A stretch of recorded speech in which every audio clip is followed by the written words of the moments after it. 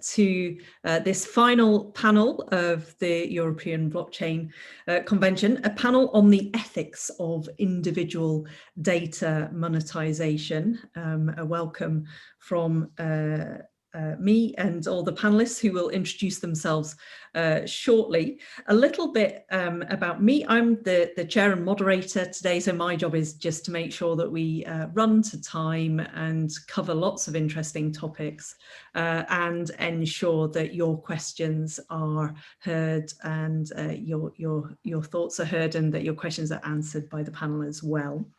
I am an academic. I am currently Senior Challenge Fellow at Scotland's Rural College. We work in the natural economy, we work in agriculture and horticulture, and I particularly focus on how digital and data innovations can help us address those grand challenges that we've got: climate emergency, food safety and security, loss of biodiversity and so on.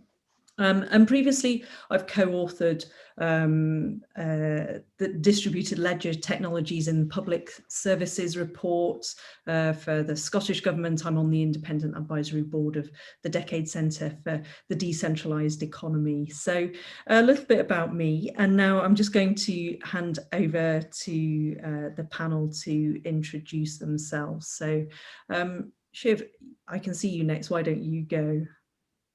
I thought you'd do that, Hannah. So I'm Shiv Malik. I'm head of growth at Streamer. And just so the audience knows, Streamer's doing two things which are relevant to all of this. First of all, they're building out a sort of a peer-to-peer decentralized messaging network. So it's the kind of thing that could power a smart city if you want. And sitting on top of that is a framework for enabling organizations that we call data unions, which allow individuals to join these kind of member organizations. And what we do at the back end is basically help get these things off the ground by providing the infrastructure such as the payment rails and again that messaging network. So this all kind of comes together at the back end quite conveniently. There's a few data unions that are already being built on Streamer. So this is also presumably why I'm here and happy and very eager to discuss the ethics of all of this. Brilliant, thank you. Maria. Hello, everybody. Maria Minarikova. I'm the Director of Business Development at Fetch AI. We're based in Cambridge. We're building infrastructure and technology that can combine AI, multi-agent systems, and blockchain, and looking at several use cases in supply chain, in data, in decentralized marketplaces, and so on. And Fetch, together with several other blockchain companies, has created Blockchain for Europe Association, based in Brussels, where I'm chair of the board. Blockchain for Europe represents international blockchain industry players at the EU level. We proactively contribute to the regulatory debate by supporting European decision makers in their goal to make blockchain technology a success. So I'm representing these two institutions today, and I look forward to our discussion. Welcome with both your hats on, thank you. Bruce, hello. Hi. My name is Bruce Pond. I'm one of the founders of Ocean Protocol as well as BigchainDB. We've been in space since 2013 with a company called Ascribe, where it was one of the very first goes at NFTs, which seem to be quite hot nowadays. And I used to build a lot of banks. So with Ocean Protocol, our mission is complementary to many of the other teams on this panel. It's to unlock a data economy by allowing people to buy, sell, and access data in ways that preserve their privacy and give them comfort. Brilliant, thank you. Andra. Hi, everyone. My name is Andra Georgescu. I am co-founder of the District app, which is a new generation social media network, decentralized, lives 100% on the blockchain, on the internet computer, designed and created by Dfinity. We are building District with a big focus on users owning their own data and managing their own identity without relying, without empowering a third party to do that on their behalf. Thank you. And Luca. Have we got? Hi, everyone. My name Hi everyone, my name is Luca and I lead the product at Oasis Labs, which is a company based in San Francisco, and we have created a layer 1 blockchain that adds the property of being scalable and embedding privacy, which means that developers can write smart contracts that can keep the data private and confidential. And we're also building an API for abstracting a lot of the complexity of blockchain and serving the properties to enterprises who want to deal with that without having to learn all the blockchain code. We promote this idea of open finance and responsible data economy, and I'd love to talk more about this later. Thank you very much, everyone. All right, so let's move to our first discussion topic, and it's kind of very much set in the context of now. What shift have you seen in the last year in terms of attitudes about sharing personal data? And I want us to think about it from kind of two lenses, from the citizen lens and from companies' lens as well. Bruce, may I ask you to go first? Sure. I think that it's very clear to most people that the big platforms are being seen as more of a threat than a benefit, and many are looking at ways to be able to gain more independence and gain more control. One of the things that we've seen, particularly with Ocean, is people want to share their data. They know the value of it, that there is some value, but there's two problems. Number one is they don't feel safe that when they share their data, that data is going to be treated with respect and according to their wishes. And secondly, they actually have no idea how much it's worth. And so Ocean actually is exactly about this. It's to give people kind of the tools so that they can feel safe in sharing the data, but also additionally, a way for them to see how valuable that data is. And if we can give people that sense of control, then they're going to feel much better and go against this kind of all tech is evil, and any large company that takes my data is going to be abusing it. Meanwhile, on the company side, people on the company side are seeing that data is a liability in some sense, especially if it's personal data. They want to monetize it, they see the value of it, but they also know that they're on notice from particularly the European Union that if they do something wrong, they're going to get a big fine. Okay. Maria, do you agree with that thread? Other thoughts? I think we have seen that not just in last year, maybe more particular, but over the time, I think what we're seeing is that, large companies, big tech is offering certain free services, but as a result, we're all losing, our privacy, our data that is near and dear to us. All right. So these companies know where we go on holidays, what we eat, what we shop for. And it's a little bit scary. And I think because we work in the tech industry, I think we realize that more than perhaps, some other people, but there are some really nice documentaries about these, for example, on Netflix. I would really highly recommend people watch that to really understand the impact. And so what we're doing in this blockchain space is really offering alternative solutions. I think that's what we need to, present, and what we need to be able to show and discuss, how can we have some other opportunities? What can we do with these opportunities? What can we do with our data, and how can we share that privately, securely, and how it can be trusted, how the system can be trusted. So I'm really on board with this discussion, and there are really new opportunities going forward. Thank you. Luca, what are your thoughts? I'd say we're seeing maybe 2 or 3 big trends. We've been in this business for a few years now, and I was personally in the business of data even before. So I think I've seen like three big trends. The first one is very large companies, namely Apple, doing a increasingly based the value proposition on protecting users' data, and this is maybe not really changing the way users own the data, but it's raising a ton of awareness in A, the way apps communicate with users, and B, the way users care about their data. The second big trend we're seeing is in mid-sized companies who are increasingly switching their value proposition to actually embed privacy as a benefit of their product. You can think of one company we work with called Nebula. They are a privacy-preserving version of 23andMe, and they go to market saying, when you take your DNA test, your test is actually released to essentially everyone, and you lose control, and you don't really know how this data is going to be used over the next 20 years. But if you embed privacy in it, you will retain ownership of the data, and then they convince more people to take the test. And then the cool thing is that the users will be able to monetize their data and to do something with their data, or to make the data available to specific causes, because even when they do so, the privacy is guaranteed. And then the third thing that we're seeing is an awareness around the data breaches, right? There's more and more services that will alert people with information such as, hey, your account has been compromised on this website. You need to do something to protect your password. You need to do something to protect your account in general. And so people are becoming more aware because of these three pushes and forces that we're seeing.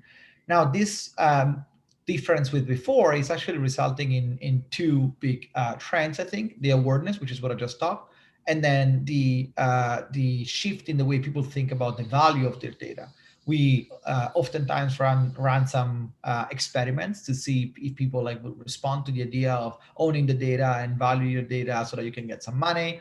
We try to embed it inside products so that people are not attracted to that product just because of the data and just because of the money, which we don't think attracts the people who approach data with the right mentality. And the response is always great. We're talking about 3-4 orders of magnitude difference in conversion rate when you offer something that has privacy and when something that hasn't. Now, this is a much broader conversation, and I don't know if we will have time to discuss this today. But the big information that we challenge and the big knowledge that we challenge as a company is that people don't care about data. The reality is that product builders observe the market and see that people don't care about data because no one is offering any ability to care about data. And at the same time, users are not offered any way to do that in a convenient way. And so they end up behaving in a way that demonstrates that they don't care about data. They want to challenge that, and we try to make that paradox or that paradigm slightly different. Okay, thank you. Andra, your thoughts on that? I agree with Luca that we need to change this idea that users don't care about their data. And I was thinking that a very clear example of the fact that they do care, and they care a lot, was that wave of user migration from WhatsApp to Signal that happened recently, as users became more and more aware about how their data is being handled and mishandled. They began to look for better alternatives, which is, like you said, our role here, Maria, is to build these better alternatives on blockchain technology. So that is a prime example of the fact that this narrative is false. Yeah. When it comes to the users, it's definitely, in the last 2 years, it's been a huge shift. And they've become more aware. People are becoming more interested. They are starting to understand and appreciate the value of their data. But in terms of the companies, I'm not very impressed about what I've seen in terms of development. I don't see that many services being offered. I don't see that many products and services being altered to confirm to this, to accommodate this. And even though, when GDPR passed, I was pretty confident that things will change, but I think they changed more in the sense that the user has to go through more filters to access content and stuff, and not that much in the terms that companies take more responsibility. I have yet to see a big case where a company had to was found liable of GDPR, violations. There's been a few, but yeah, we expected some major disruption and it didn't happen. Basically, that's what I'm saying. All right. And Shiva, I wonder if I can get you to kind of reflect on, this same current period, but perhaps from around the lens of what's happened in terms of attitudes of citizens and sharing data with governments. Here in the UK, we've seen a a kind of change around that, I feel. What are your thoughts? So just one thing on GDPR, I think has made it way worse. Like we're all just sitting here with these weird contracts of adhesion that we have to click on every single day. And it actually exacerbated the problem because people feel even more powerless, right? Because now they're forced to click on stuff and they know that every time you do that, like, I haven't read this contract, I just have to say yes, otherwise I might not be able to see this thing that I want to see, right? So it's actually made it worse for the ordinary person. But maybe I could tell a very brief story, which is my colleague in The Guardian actually wrote, his name was Harry Davis, and he was a 26-year-old reporter at the time. And he wrote the very first version of the Cambridge Analytica story in 2015, because it was actually Ted Cruz who was using Cambridge Analytica, not Trump. He came to me, we sat next to each other. He came to me and said, look, Shiv, I can't really get the desk editors interested all that much in this story. And, you know, it's a pretty kind of complex story. I get it. I said, look, I'll try and help, and I'll ring up some people. We can put some names in there of, you know, big profile people who like say, this is outrageous, right? That usually works as a trick. And I couldn't get anyone there. And I rang up, I remember ringing David Frum, if you know who he was George Bush's speechwriter at one point. And he's like, no one cares about privacy, Shiv. Like, you know, thanks for ringing me, but like, no, I'm going to pass on this one.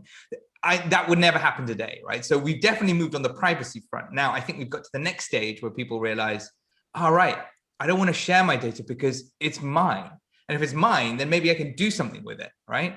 And that's the like next cognitive leap. And I think, you know, and lots of people have led the way on that. Andrew Yang has been a great proponent of that, for example, in America. So I think we're there at the populace at large. Sharing with governments, I think, has always been massively sensitive. But can I almost flip the question and say, actually, governments have changed their views massively on this just in the last like year and a half, especially in Europe. I don't know if we're going to talk about the regulatory piece, but you know, on the horizon are 3 big pieces of digital legislation in Europe, which will completely upend things as we know them. And the first one being the Digital Governance Act, the Data Governance Act, and that actually starts to set up these data cooperative structures. And the second one is the Digital Markets Act, which allows you to, you know, port data, but in real time, instantly, rather than sending an email and waiting 30 days. So that will just transform the basis of that relationship between citizenry, people who hold data on the other end, like the big platforms, and then the rest of the kind of innovation sphere that can do stuff with this. Yeah, okay, thank you. Maria, any reflections from the Blockchain Association's point of view on the discussion about citizens and governments? So we are, you know, having these discussions because with the regulators and policymakers, because we find that it's really important to even, you know, explain what blockchain is. We're still, you know, sometimes we're still explaining the basics. Here, you know, we're the expert panel, but there are still, you know, many citizens, even among the policymakers and regulators that don't quite understand the technology, don't quite understand the implications. So these discussions are hugely important, and we have been really having a good success reaching out to them and having these dialogues, because we feel that it's really important. But there's still a lot room to improve, and long ways to go. So you know, we continue that there are also other really important legislations coming in, MiCA, for example, and others that will really be shaping our lives and how we are able to use the technology and develop the technology. So, you know, ECB is looking at a digital euro, for example. You know, CBDCs are here. Has been working on them, but now we're also talking about that. So these are very, you know, interesting topics, but they're complicated topics. So it's important to have more education, I think, about them, but also I think more education is still needed about what is currently being developed or being used, because I feel, you know, we understand here, but I still feel that there are many citizens that don't quite understand the implications of losing their privacy to these large tech companies. So Yeah. Okay. Thank you. Let's talk now about how companies can better help individuals understand what data they're giving away. And a question from Valentina as well. She's sort of saying these companies have got multiple data assets that are growing because of our personal data. You know, how valuable are they to those companies? And is there a tension there? Do companies want to make it easier? Do they not want to make it easier? I'll go to Andra first, and then Yeah, Bruce. so I have a big bone to pick with this one. It's a sore spot for me. It's really valuable because you ask, it's about a $200 billion industry. So they have a lot of benefits here. And I don't think innovation lies in how we tell the user how their data is being used, sold, or because we've seen that they've successfully done so in the past. For instance, Apple promptly notifies you if you want, right? If your data is being used by certain applications. Very easy, very intuitively. Do you want this or don't you want this? So I think the same could be done to replace those stuffy privacy policies or those terms and conditions that have turned consent into this very complex legal instrument that shifts liability from the company that benefits from the user's data to the user himself or herself, right? So not only am I giving this company my data and they're making a lot of money out of it, but if they're not being a good steward to my data, they have no liability, because in order to use the product, I've already signed off any type of responsibility that they might have, right? So what I think should be done in this case is make sure that we respect consent for what it is, and make sure that the user is educated, that the message is clear, is short and to the point, because reading, I think it was a survey, or not a survey, a study done, somebody did this research, and it takes more than 30 days to read the terms and conditions and privacy policies of the top 20 or 30 websites in the world. So we're talking Facebook, Google, Amazon, everything. This is ridiculous. These are websites that we all use all the time. Yeah. Okay. I feel like we should get Mark Zuckerberg to do that. Just sit and read his own terms and conditions, and then just watch how long it takes. It'd be great. He has actually moved from WhatsApp to Signal. It was in the news recently. Oh, really? Yeah. Speaking of moving, from WhatsApp to everything else, but still, WhatsApp still has a lot of, users. So, we cannot say that everybody's privacy conscious and now we're all using something else. We're still using some of the tools because they're convenient. Yeah. Let's face that. Bruce? Yes, but I do believe the shift is coming because as opposed to other data leaks in the past, people are starting to take action. I do fully agree with that. So good. Sorry, Bruce, let's hear from you. Yeah, sure. I think we're going about this the wrong way.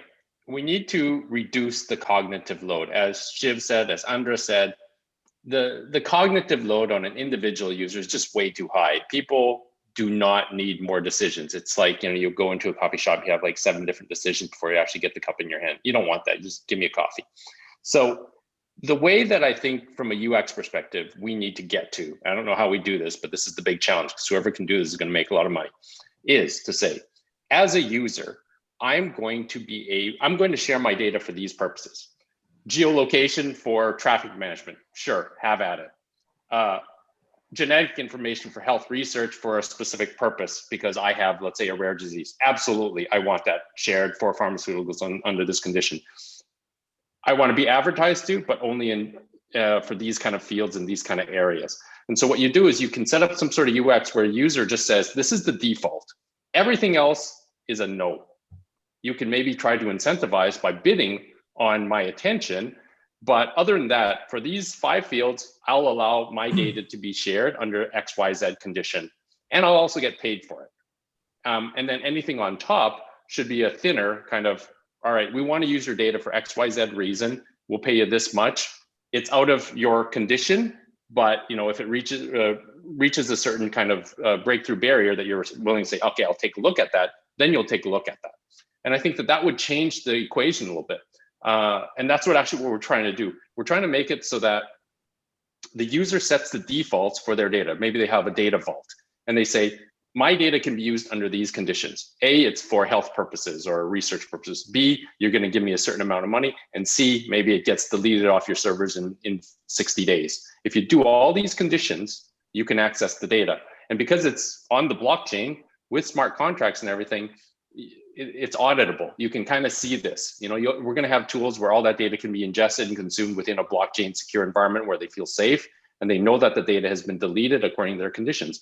And in this way, you make it so that instead of all of us, every website clicking an OK, knowing, as Shiv said, that we're giving up some piece of information because now it's transparent, it goes the other way where we know we're not giving up any information except for the defaults for the amounts that we're willing to receive or we want to receive and under those conditions. And I think that is the big challenge. Whoever can do that is going to have the next trillion-dollar company. Luca, let's hear from you. Those kind of thoughts around the appropriate models for governance of data. Yeah. So Bruce, I think, said it well, right? He said exactly there should be a model where users have control and then they decide what kind of categories of usage they want to support. And they're always going to be in a position of avoiding the trade-off, right, between privacy and convenience or like usage of the data or the value that you can extract from the data. To me, the most important thing is understanding the incentives that will regulate these dynamics. I don't think any of the shift that we're seeing here, maybe like in the messaging platforms or in other things are really like significant yet. Just to give a scale, like Signal has 20 million users, WhatsApp has 2 billion monthly active users. So like, it's very hard to draw a conclusion when you have this such a disproportionate amount of people using different products. But nonetheless, I agree it's an exciting signal. Now, if we expect Facebook or these companies maybe like to change their model because of fairness, well, maybe that's not necessarily going to happen, right? Also because these people are going to say like, yeah, fairness with whom, right? It's fairness to the users, but then it's not fairness to the investors. So like you end up in this like super weird territory that it's unsolvable. But when you start thinking of the incentives that regulate that, then you start thinking of a new paradox or a new paradigm that will regulate how companies will value the data, how users will value the data, and how these relationships between companies and users or governments and users will be regulated by data. Then the perspective changes, right? So that there is this tendency in companies to have a very collaborative approach or a very collaborative behavior with the users at the beginning of the company, and then when the company grows, the behavior that the company tends to switch to a more independent and exploitative behavior, because essentially the value of the marginal user is much smaller than it's in the early days. And the flip side is that the value of the company or that service for that user is much bigger, because like imagine being without a credit card today, imagine being without Google Maps today, right? It would be much harder for you at this stage. So the problem that is created because of the data is that companies will always produce more and more products for users. Users will be needing this product more, and the data it's what is traded in this type of relationships. But if there was a privacy preserving technology at the bottom layer that would regulate the incentives in the early days, right, and companies could attract users based on the protection of the information, the retention of the information, and all these things that we discussed so far, then the behavior of the company cannot switch over time, and the company will always be incentivized to have a good and cooperative behavior with the users as a way to retain access to the information. And the power is always in the user's hand, because they cannot access the data without the user consent. But even with the user consent, the company would be actually not be able to see the data, hence promise something one-off and then like run away with the information. I think that will be the billion-dollar company or the combination of companies that we will see in the next few years. Good. All right, Shiv, what are your reflections on that? I mean, yeah. I was just gonna, to add two things. I don't want to repeat stuff that everyone said, but Bruce, you're absolutely right about that kind of cognitive overhead. Just like, it's just too much, right, to deal with. And actually, there's a graveyard of these things. They're PIMS, personal information management services. They're like, that was like wildly popular about 3 or 4 years ago, and no one wanted them, right? They're like, oh, not a data dashboard. Like, this is the last thing I want, except for a very small number of people who are like, very very specific about controlling every aspect of their lives, right? So that didn't fly. Fine. There's maybe one thing to add, and I've been, Bruce will know, I've been talking to his partner Trent about data unions, and I think there's this and how effectively you port Web 2 data into Web 3, and that's one of Ocean's theses as well, right? But you need these sort of vehicles. It can't just be done by individuals. It's quite difficult to do. So maybe you have these collectives, and that's sort of effectively what data unions are. But I think the bit that's missing is actually what is in that European Union legislation. And it's something, that we have every single day of our lives. When we meet a professional, they have usually like a lawyer or a doctor, an accountant, a surveyor. I mean, the list goes on. All these people have legal duty of care obligations to you when you come to them, right? So they can't, to put it very crudely, they can't screw you over because they have, their profession usually regulates them and will kick them off the register, or it's a state law. So we just need to do that with data. Right? And that's exactly what the European Union is doing. If you want to broker your data, so platforms will always know, if you have a website and people come to your website, that website will always know whatever it wants to do about you, right? Fine. If they want to then sell that data and trade it on, then they've got to, under this, they've got to have a legal obligation, duty of care to you, to do the best interest for you.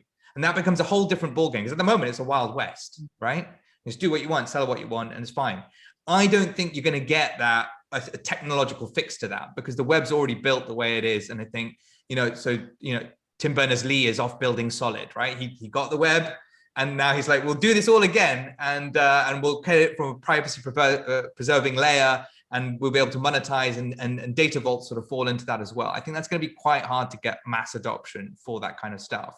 Yeah. So you need something that fits into an already existing structure, also has that regulation. But it can also help monetize on behalf of users, and has that professionalization, like legal obligation, a duty of care, fiduciary duty to those users. So it's there. It's coming along.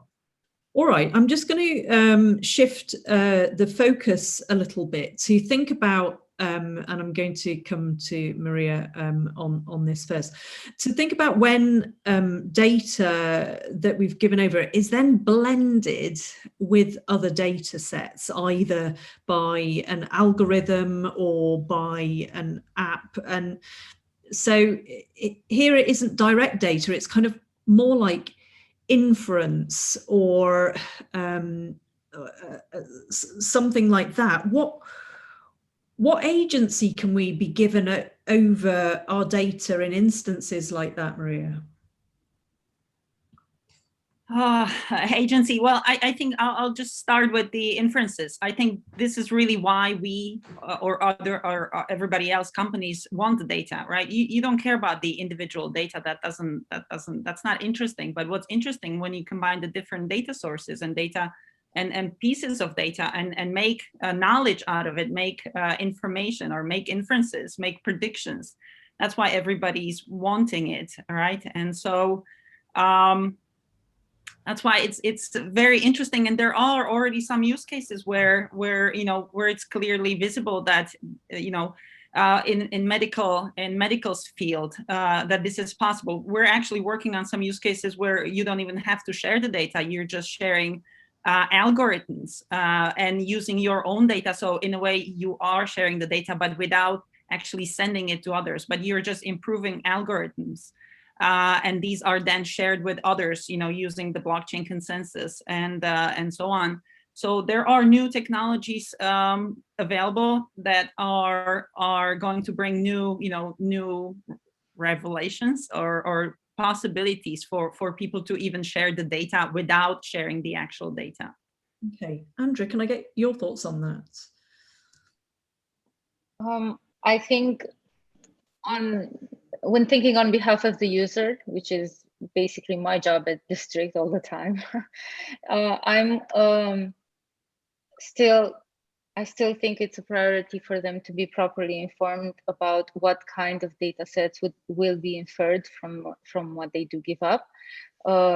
And this is something that Cambridge Analytica taught us very well when it came out. And it's something that we don't really have any information on right now. So I don't know what type of profiles can platforms like Facebook put together about me, which is something that should benefit from more transparency. So more light should be shone upon the fact that when I connect with a person and we share a photograph and we go to some places, in the background, a lot of other things are being, deducted. So yeah, educate the user. That would be, to sum up my answer. Let them know exactly which way their data is going and what bigger picture is that data painting. Okay, thank you. And related to this question, Luca, I'm going to come to you first on this. How can we encourage wider equity into data sets and wider diversity in data sets? So, the inference is going to be wrong if we don't have that equity of access and equality of diversity in data sets. Yeah, I mean, despite this is a very big problem, we as a company don't really think too much about it because we operate at a bottom layer. So we don't provide data ourselves, and we don't provide data for, we're not like a marketplace for consumption. So I want to preface this because it's very important, given that we don't have a solution to this problem. What we try to assess when we have discussions with like data providers or data owners who ask us the same question, especially if the data stays private and they cannot really see the underlying data, is that they need to make sure that there is a good diversity of data sources at the top, right? In the end, even when you switch to other topics that have the similar problems, such as like recruiting or hiring, it often goes back to the one problem, which is how you include my top of the funnel rather than the end of the funnel. How to do that will be specific to the type of data collection processes and companies that will do data collection. But when it comes to analyzing this in a privacy preserving fashion, the discussions that we were having were around allowing the application maybe to retrieve data for some time, or maybe application to have access to like a subset of the data just for the sake of being able to evaluate the quality and the difference of the different data sets that they collect to ensure that there is enough diversity and to ensure that data sources are actually coming from multiple places. Okay. Bruce, some thoughts from you and then I'll come to you, Shiv. So I think diversity of data, access to data, I think that's possible. That's actually one of the core values and objectives of Ocean, is to get data from the 7.6 billion people on Earth. And the answer that we came to as we've been working through this over the last 7 years is incentives. We need to find ways to price data or give signals on the quality and the price of data and allow people to see that. If it's transparent, people are going to be willing to monetize it. But before that, we have to make them safe. So the way that I usually think about this is Uber and Airbnb. 10 years ago, you would never have gotten into a stranger's car. You just wouldn't. Or you would never have let a stranger into your car. Same with your house. And what Uber and Airbnb did was they made it safe for both parties based on reputation, based on real-time tracking, based on a certain amount of transparency and reputation, as well as a monetization, which is kind of the core that glued everything together, that allowed this ecosystem to form around Uber, around Airbnb. And I actually am very hopeful that in 10 years, we're going to say the same thing about data. We're going to say 10 years ago, nobody would have ever shared their data, their private data, their genetic data, all that sort of stuff. But I think that with the rails that all of us in this panel are building, in 10 years, it's going to be normal for people to share data. And we're building that infrastructure that's going to allow that. And it's the core is people are going to make money. So let's call it universal basic income by another means, right? Where you're not giving a handout, you're giving a hand up based on a value. And number two is we are going to have the tools to give people the comfort, security, and privacy and their consent in the way that they want. And that's how we're going to unlock a data economy. Okay, thanks. Shiv, on that, and just beginning to think about that data economy then, a question from earlier was around the idea of that then creating a kind of two-tier system where you know, as a citizen, you have value if you've got more data. That's a great question. So you know, and I've been kind of asked this before because it's the question that first comes to mind for most people who are interested about equality. But you have to start from the premise that actually the equality situation when it comes to who's earning money from data right now is as worse as it could possibly be, right? If you're going to formulate some hellish vision of inequality, it would be this, right? Oh, only a tiny number of people are actually making trillions off of data. So whatever this other worse situation is, it's definitely a vast improvement on this.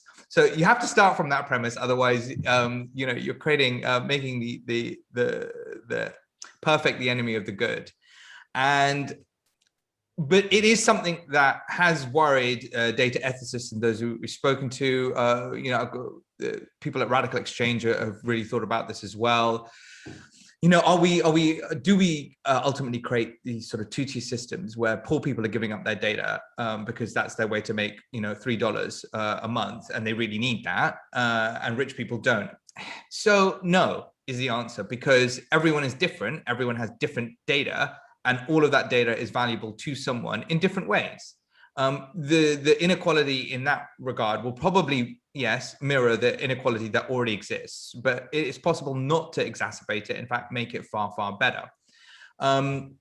You know, people will want to know, and it's usually advertisers. And so advertising has to pay the sins for all of this. They want to know about rich people because they have money to buy stuff. It's kind of, where do you go with that? But when it comes to opening up things like research, for medical research, for example, there are loads of diseases that just don't get bothered with because it's actually too difficult to, find the right kind of data sets at a cheap enough price. So this would probably aid with that, or difficult to diagnose diseases because they only affect a small number of people. So again, this helps facilitate that kind of thing.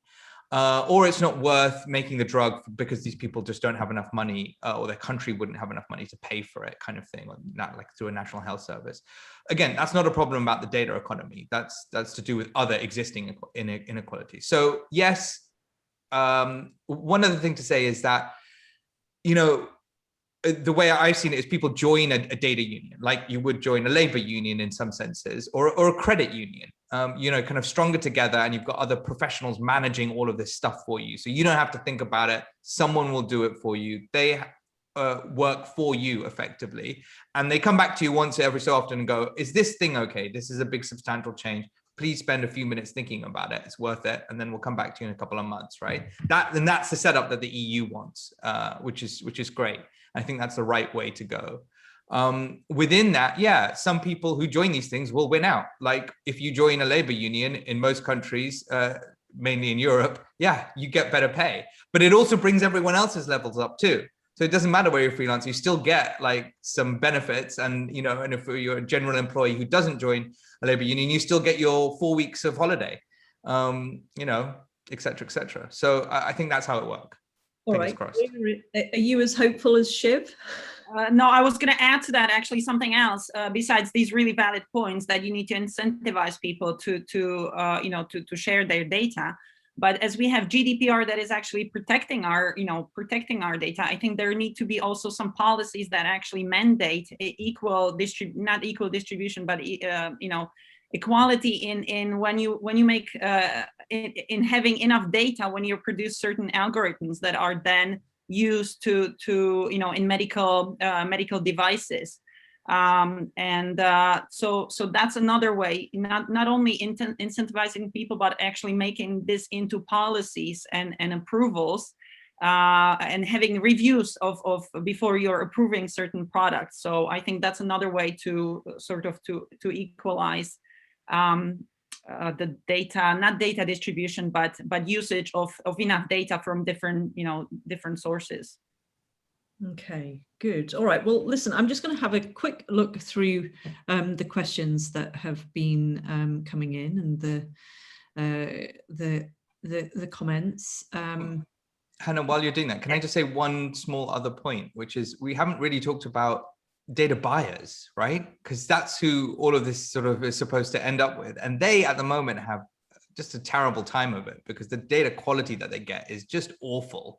If you know what those data brokers are and who they are and what they do, half of them don't even tell you where they get the data from because, again, it's unethical. It's deeply unethical. And when they get found out by journalists, they close down, destroying whole ecosystems.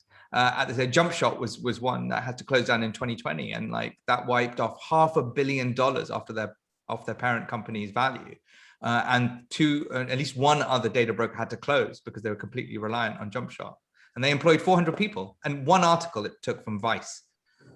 Okay. What happens so this is a kind of quick answer.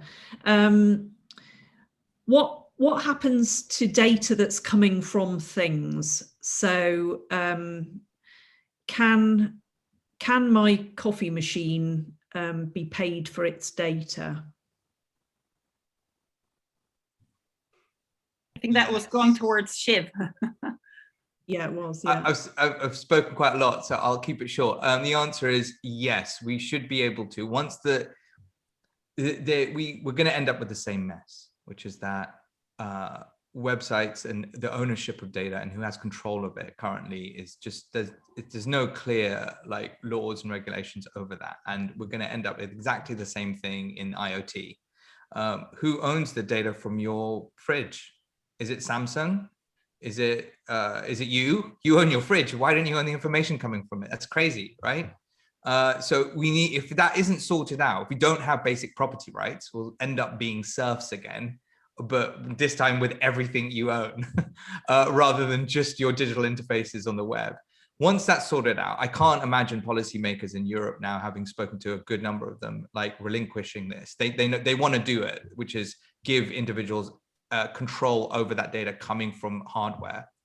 Once that happens, yeah, for sure. Of course, you'll join a data union and aggregate your fridge data with other people's fridge data and white good data, because you'll get better insurance, right? Home insurance. You'll know when it breaks down before it breaks down. All this other stuff is only possible, though, once the individual has access to that. Like your car, also generating data, right? Who owns it? Ford? Yeah. Okay. That was actually the one I was going to mention. Forget the fridge, but your car, where you're going, how often you use the brakes, how hard you're using the brakes, who gets this? Is it the car dealership? Is it the manufacturer?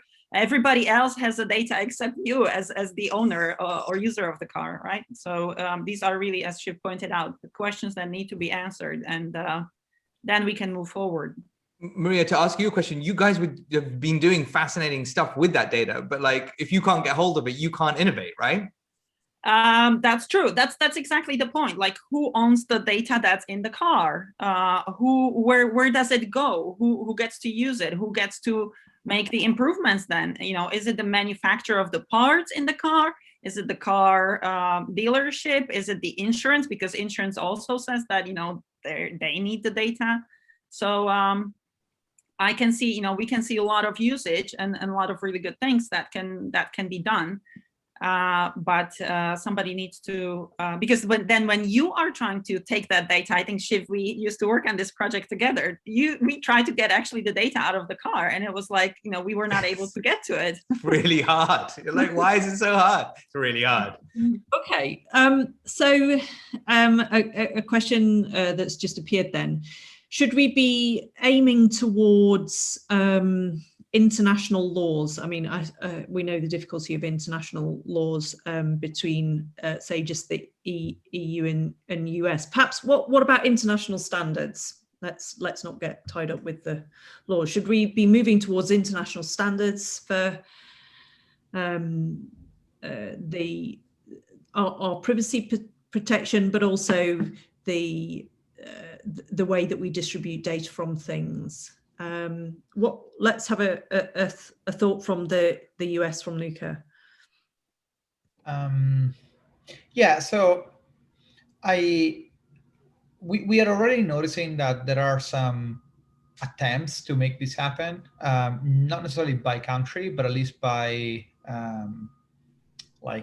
industry, right? The energy sector is one of those, for instance, where someone is saying, why don't we build like a database that has some basic properties, and we convince the largest players to adopt these standards and these standard practices, so that then everyone else will follow, because everyone else would be interested in getting access to the data. So I'd say this is happening at a more, let's say, organic level, and it comes from the need of like big players to cooperate with smaller players, and smaller players to adapt to what bigger player wants. So this like market dynamic is indeed making that happen. It's very easy to say that regulation should be standardized and this thing should exist, but as always, like, who has the incentive to make that happen? This becomes like a much broader conversation. I think the other argument, which is partially related to this point and partially related to the point we were discussing before, is essentially around the fact that it's not entirely true that your data, like the data that the coffee machine produces or the your automotive product produces, should be yours and you should be compensated, because in fact you are already compensated, right? That's sort of the counter argument. Because people can get access to the data, that thing is priced in, and it's priced in the value of the item you're buying. Like, you get Google Maps for free because they get the data out of you, right? So the question is, how do we make that equation work? And again, part of that is a matter of fairness, part of that is a matter of incentives. But if we entirely flip the model and we go straight into the opposite situation, then companies will have to make the product more expensive because they wouldn't have the data, so they would have to accept like a higher level of risk. So again, it goes to, how do we create like international standards that depend on market dynamics between small players and large players, or maybe players that are complementary to each other in terms of the information they can provide to each other, so that then the right incentives for the right group of people or the right group of companies will actually dictate what the next evolution of this is going to be. And technology will make this possible more than will force people to make this happen. Thank you. Andrea, what are your thoughts kind of being in the center of Europe?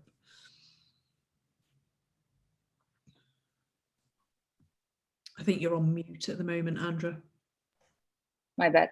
So I was saying that I view user data or data in this context like intellectual property. So I don't think we would be, well, I don't know if it's a perfect solution because I'm not a lawyer, but I see it as an improvement if we could give personal data the same consideration as we give intellectual property, because then it's very clear that who owns it. We can establish different levels of licensing for that data, right? So I can give you the right to use it in a particular way, but not that other way. So in terms of regulation and international law, that's very complex.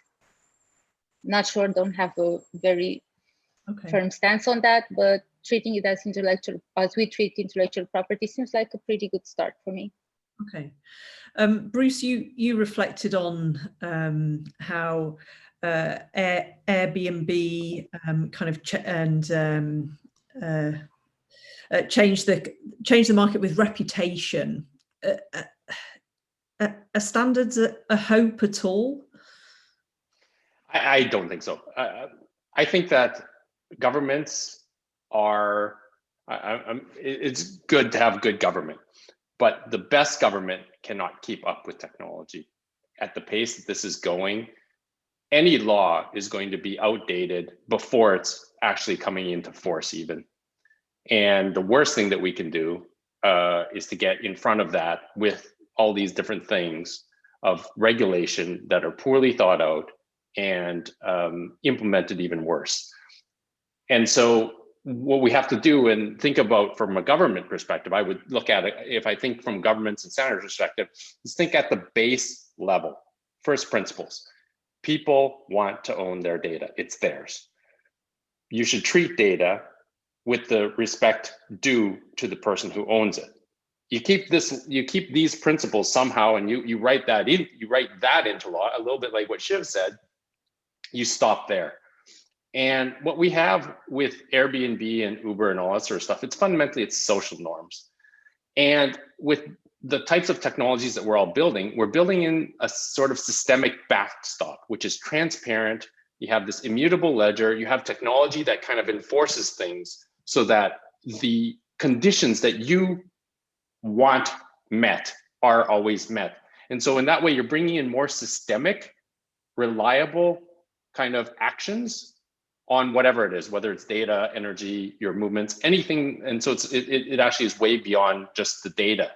And so the standards is that you want to have thousands of different companies, even millions, who are working to support this and create new innovation, but they're all using this base level technology, which is the blockchain, other cryptocurrencies, layer one technologies, which enforce kind of this transparency. And so you can use any layer one technology like Ethereum or Polkadot or Cosmos or what have you. As long as they're doing that, you're going to have that transparency. So then you have these thousands or millions of apps that are going to start being able to help monetize data, help clean up the data in a fair way, help show people how their data is being used. And then at the legal level as a standard, you do have this basic thing. You own your data. It has to be treated with a certain respect. There are punishments otherwise, but simplify the regulations, actually make them more basic. It's like when people do tax arbitrage or regulatory arbitrage, the jurisdiction, even if you might be paying more tax in some jurisdictions, if it's a clear, clean, flat tax, it might actually attract more people than if you have multiple layers and different complexities and different loopholes. This is the type of thing that we need globally for the data economy to start thriving. It's a very, very simple principle, which shifts from the social norm that everybody intuitively understands into a systemic kind of area where the blockchain acts as that.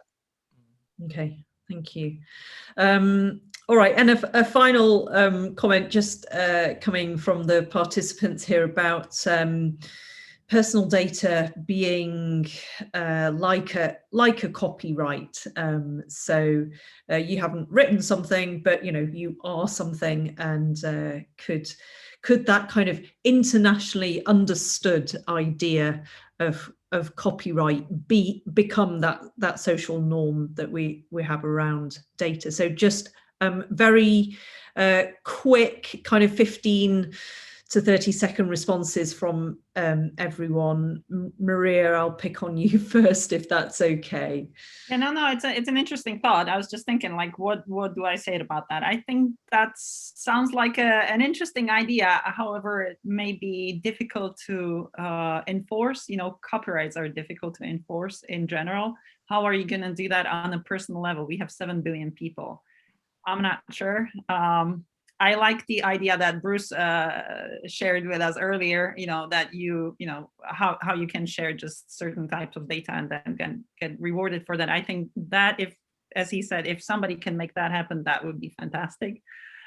This one, I think, some ideas are good theoretically, but in practice, probably difficult to implement. And I would say that's one of those. Okay. Luki, you had some thoughts earlier on copyright. Let's hear from you. Yeah, I think the idea of copyright is something we're exploring in the sense that, again, it's not just a matter of like fairness and ensuring that there is a public record for that, but the question we're trying to answer in our mind is really, if we do this, and if we bring copyright to the blockchain in a privacy preserving way, what's going to be possible from there? And if you look at this massive wave of NFTs, I think the underappreciated part is the underlying need that is behind the idea of NFTs, which is not really like just a game where people want to make some money in the short term, which is sure one of the motivation, but it's basically the need of representing intangible value that is not possible to represent otherwise, right? Like your you cannot go to a bank and get a loan against your copyright, right? And that copyright turns out that is going to give you access to some future value, which is the revenues that you're going to make 2 years from now, 10 years from now, and so on. So the question we're trying to address is, how can we use blockchain to make the copyright much more valuable than what it is today, while protecting the privacy, creating this like public record and all these things that we just talked about, and that are known to everyone, but also in a way that enables creators or whatever owners of this copyright to do something with that copyright and to use it as an asset to expand their debt capacity and their balance sheet. We're fascinated by that idea. We don't know how to make that happen. We have some ideas, but yeah. Shiv, what would your friends in the copyright world think about this idea? I mean, some of them are lawyers, so they'll be like, "Great, sure, bring it on. More legal work for us." So the privacy people are horrified by the fact you can't, of owning data. That they often say, "Look, you can't own data. Whose data is it anyway? Isn't my data your data? Where's the boundaries?" And language is just like that, right? You use words that I've just used. Oh no, but if I string together enough of these words in a very particular order, I can copyright them. I can call them a book. I can call them a haiku, right? It's like what, 70 words at most? So it's possible. We've done this before. We don't need to reinvent everything in some respects. So fine, yes. But I just want to say one last thing, which is, we started the Enlightenment, if you want, with actually a simple phrase from Sir Francis Bacon, which was knowledge is power, right? And we're kind of in this position where that power is held because the knowledge is held by very tiny group of people. So, when we talk about distributing ownership of data, really we're talking about distributing ownership of knowledge and therefore power. And that's why it's important. This isn't just something ephemeral. Andrea, final thought from you? I think that, like I've said before regarding the intellectual property, that would be a step forward into making things a bit more clear and maybe a bit more enforceable, given the fact that we are using blockchain technology. Because yes, sometimes it's very difficult to prove that copyright has been infringed upon. But if you have it all down on the ledger, then maybe it's not that difficult as it used to be. Yeah. And also, if I think of it very practically, I think it's easier to pursue a copyright infringement than it is to get liability for your personal data being exploited. So we have precedents, right, that show that this is possible more effectively and more often than personal data protection laws are doing right now. So it's definitely something that I would like to see explored. Brilliant. Well, listen, we've run out of time, and what a fascinating discussion it's been. Thank you ever so much to all of the panel, and thank you to all of the audience and for your questions. And now I think it's time to move to the final session. So thanks everyone, and see you there. Bye-bye. Thank you. Thank you. Thank you so much, Hannah, Shiv, Maria, Bruce, Andrea, and Luca. Lovely discussion, lovely panel. I mean, lovely way to finish the European Blockchain Convention 5th edition. we now have our closing and a little surprise for the audience. So please stay tuned. And again, thank you for the panel. Thank you for a lovely discussion. You're also very welcome. You know, you've received a little invite for now. I hope to see you there. Thank you. And as I said, stay tuned. We're going to be back in a few seconds. Thank you.